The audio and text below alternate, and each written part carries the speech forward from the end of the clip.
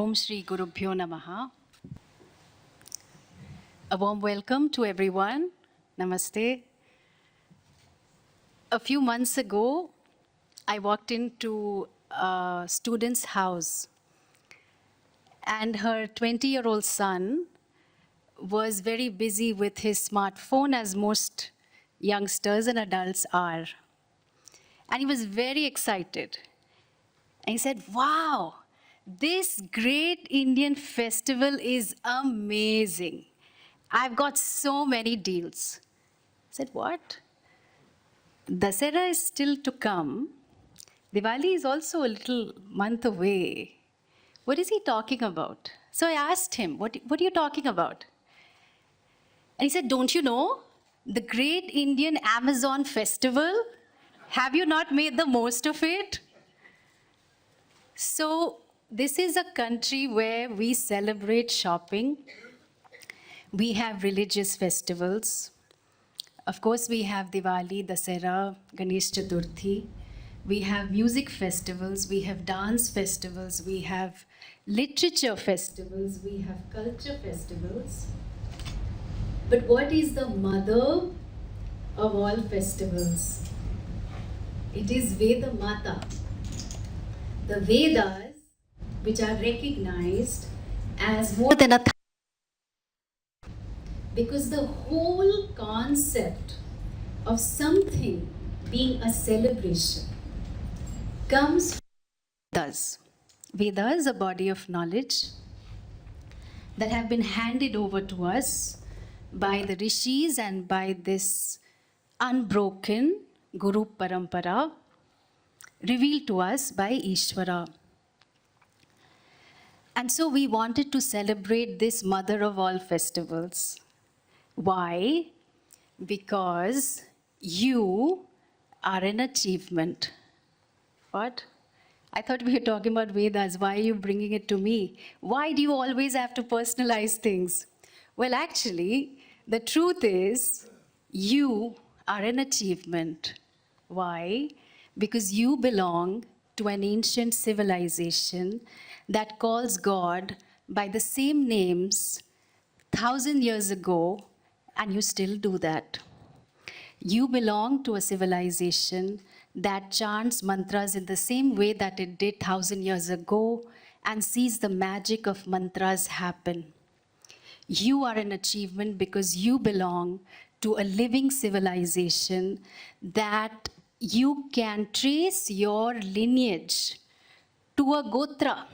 You can trace your lineage to a rishi.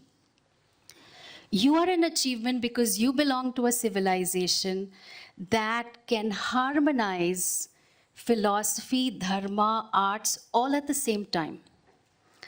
You belong to a living civilization that has given the world yoga, Vedanta, Upanishads, Artha Shastra, Niti Shastra, Dharma Shastra, and of course, Moksha Shastra. Across years of war, years of famine, years of lot of conflict, this has continued over generations. It's not a dead civilization, it's a living, thriving civilization.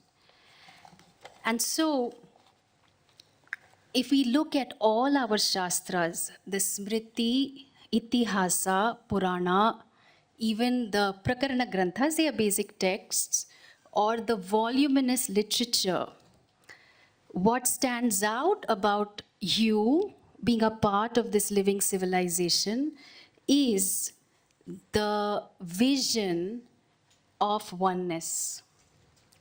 Because you belong to this civilization that has no qualms in declaring that all that is here is one, and we see the interconnectedness of all forms. And so, while it may not be fully clear to us as to why you are an achievement, we thought we'll help all of us assimilate this vision better. And so what are we going to be doing over the next 2 days? Well, you are on a cruise, and we're going to be sailing across the ocean of samsara. Okay, so as you can well imagine, the ocean is not an easy one. There are, it takes a while to get used to the ocean. So some people can have some sea sickness as well. There's definitely going to be some discomfort. But this ocean of samsara that all of us are on is not easy because we're struggling to become someone significant. We're struggling with EMIs, we're struggling with the rate of inflation, we're struggling with having some harmony, we're struggling with our maids and, coordinating them as well. There is a lot of struggle that all of us experience at different ages and stages of life that we are in. And so we have the guidance of 12 spiritual masters who have in many ways crossed the ocean of samsara. And to begin, we're going to have Swami Brahmavedananji, who will help us see how it is possible to discover Ananda as we are going through samsara. The struggle about samsara is generally translated as the world, but we look at it as a struggle of becoming. The struggle is such that, rest and satisfaction as a horizon, they are nowhere in sight. And so we have these spiritual masters who are going to guide us through. After Swami Brahmavedananji, we're going to have Nima Majmudar, who will talk about Vedanta in growth and success. And like Suresh rightly pointed out, that we will have opportunities for Q&A sessions at the end of every session.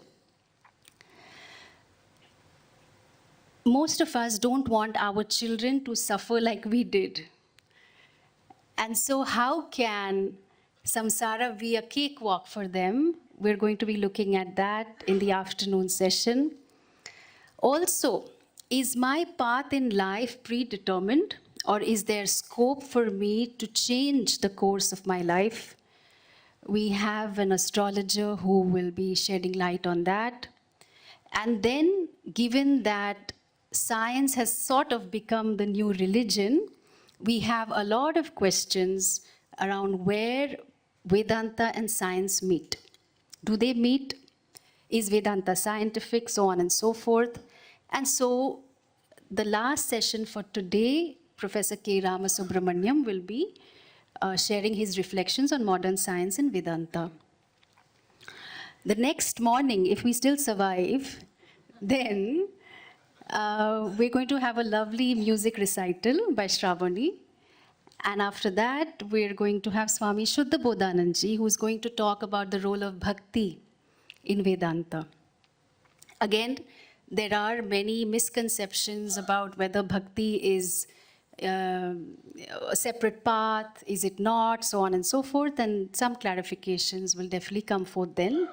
Then you have yours truly talking about Vedanta in one's emotional life. Then we have Lakshya talking about, or actually making us do, making us stretch and do much more in Yoga for All session.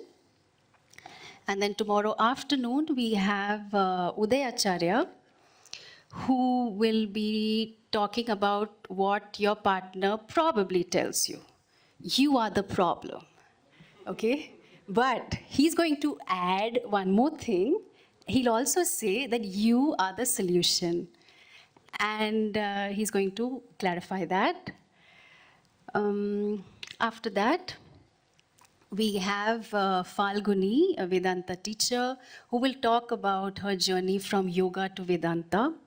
And of course, we, I think, conclude with the session on myths around Hinduism. And so all your questions are welcome at any point in time. Since 1985, there has been a tradition of organizing Pujya Swami Dayananda's talks in Mumbai. Swami Brahmavedananji, Udayacharya, and many others used to organize these annual talks for general public. And starting with Swami Chinmayananji and many others, the gift of knowledge has come to people where they are. People didn't have to plan to go away to Rishikesh or Uttarkashi or higher up in the Himalayas. And for almost 30 years, we've had this tradition of having annual talks.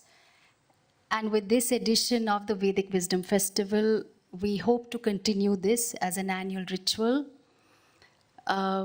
Because for us, it is our seva to the tradition. What we have been blessed with, we share.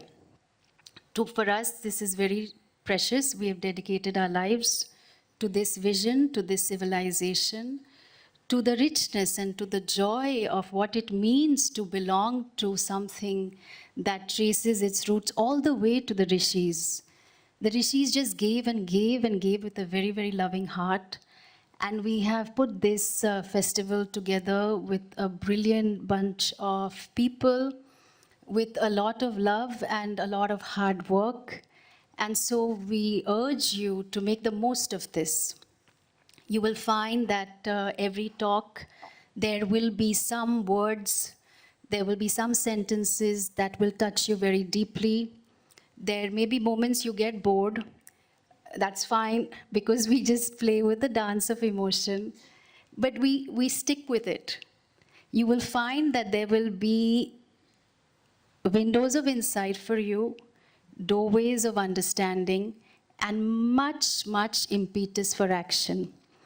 So as an offering to our gurus and our rishis, we seek the blessings of all the devatas that are also there in the room. Of course, you all are devatas, and we are also invoking other devatas to bless this pursuit and to bless us cross over the ocean of samsara. I conclude with a prayer. Om Shanno Mitra Sham Varunaha Shanno Bhavat Varyama Shanna Indro Brahaspatihi Shanno Vishnurukramaha Namo Brahmane Namaste Vayo Tvameva Pratyaksham Brahmasi Tvameva Pratyaksham Brahma Vadishyami Ritam Vadishyami Satyam Vadishyami Tanmam Avatu Tadvaktaram Avatu Avatu Mam Avatu Vaktaram. Om Shanti Shanti Shanti. Thank you, and make the most of this.